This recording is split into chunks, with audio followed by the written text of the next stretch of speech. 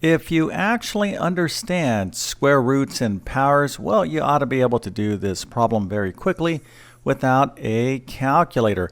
Matter of fact, if you're really good at numbers, you should be able to do this in your brain. Okay, so what is the problem? Well, we have the square root of 12 divided by 3 to the 1/2 power. All right, so again, the only rules here is no calculator. But if you know the answer, go ahead and put that into the comment section. So I'm going to show you the wrong way to approach this problem, and then we'll take a look at it, how easy it is to figure this out. All right, so let's go ahead and get started. So probably the most common approach to this problem would be the following. So people would see the square root of 12 and immediately think that they need their calculator because they know how to find, for example, the square root of 25, that is 5. But when we have the square root of 12 here, we're thinking, well, we're going to have to get our calculator and get a decimal value for that number.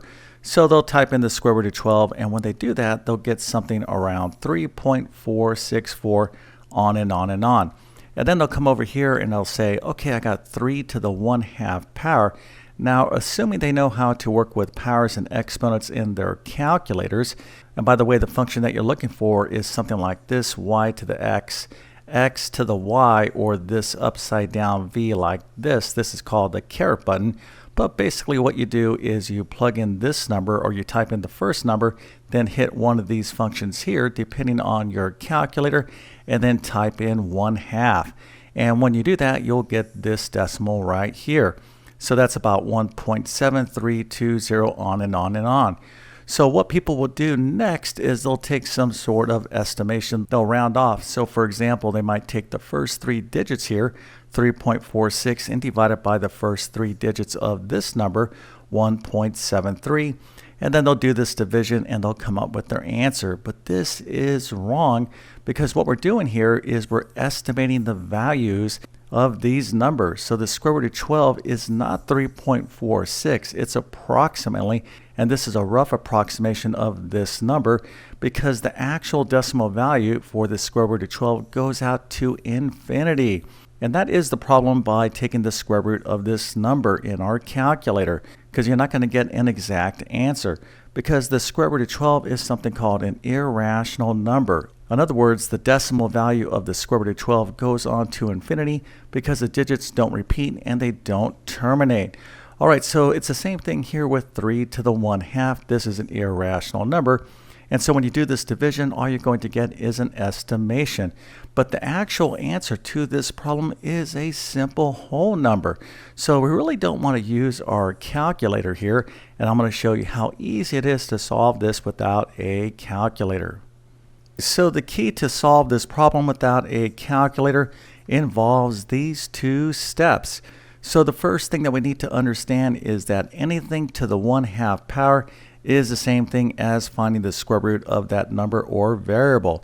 So in other words, 3 to the 1/2 power is equivalent to the square root of 3. All right, so now we have the square root of 12 divided by the square root of 3.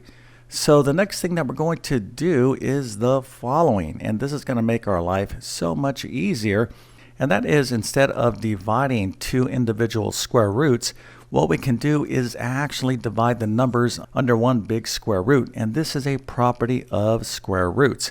So the square root of 12 divided by the square root of 3 is equal to the square root of 12 divided by 3. Now, most of you think you know the answer, and you might be right, but you won't know exactly why you got it right. And you'll see what I'm talking about in just 1 second. All right, so if you do know the answer, go ahead and put that into the comment section and back that up. And I'm going to go ahead and explain a very, very common misunderstanding when it comes to square roots. By the way, if you are enjoying this video, make sure to like and subscribe. And if you like learning math, I have thousands of videos from basic math to advanced math on my YouTube channel that can help you out. But my best math help will be in my math help program. You can check out all my courses by following the links in the description.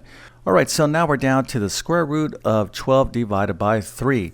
And of course, 12 divided by 3 is 4. So now we have the square root of 4. Okay, so what is the square root of 4? Well, most people would say, I know what the answer is. It is 2, because 2 times 2 is 4. And you would be right. Okay, so 2 is an answer, but is it the only answer? Well, positive 2 times positive 2 is indeed positive 4. So that is a solution, but how about negative 2? So here we can have negative 2 times negative 2, and that is also a positive 4. So a lot of people would write the answer to this problem as both positive and negative 2. All right, so what is the answer? Is it a positive 2 or is it positive and negative 2? Now, if you really understand square roots of numbers, you ought to be able to tell me the answer. So go ahead and put that into the comment section, but the actual answer here is a positive 2. Okay, so when we're taking the square root of a number and only a number in a situation like this, the answer is going to be the positive version, okay? And this is called the principal square root. So there are times where we do need to use both the positive and negative version of a square root, but that is more like in algebraic equations like this. So if we had x squared is equal to 4, here we would have to take the square root of both sides, so x would be equal to both positive and negative 2, because what we have here is a quadratic equation, and quadratic equations always have two solutions. All right, so hopefully you learned something here, and if you did, make sure to like and subscribe. And remember, my best math help will be in my math help program.